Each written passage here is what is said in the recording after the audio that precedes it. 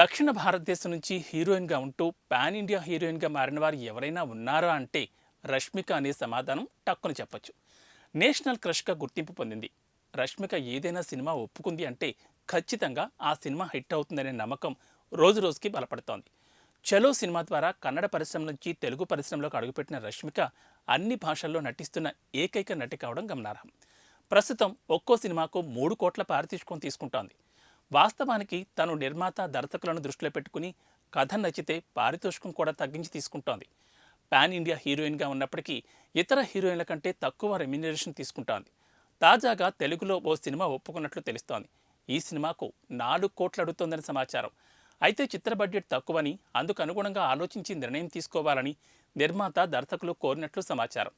తన తాజా చిత్రం యానిమల్ బ్లాక్ బస్టర్గా నిలిచినప్పటికీ వచ్చిన ఆఫర్లను ఒప్పుకోకుండా సెలెక్టివ్గా సినిమాలు చేసుకుంటూ వస్తోంది. ప్రస్తుతం రెయిన్బో, గర్ల్ ఫ్రెండ్, పుష్ప 2 సినిమాలు చేస్తోంది.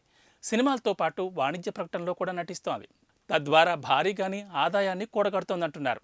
గత సంవత్సరం వచ్చిన ఒక నివేదిక ప్రకారం రష్మిక నెలకు 70 లక్షలు సంపాదిస్తోంది. అది కాకుండా సినిమా ఒప్పుకుంటే 3 నుంచి 4 కోట్ల మధ్యలో తీసుకుంటోంది. ఇప్పటి వరకు రష్మిక ఆస్తుల విలువ 60 నుంచి 70 కోట్ల మధ్యలో ఉంటుందంటున్నారు.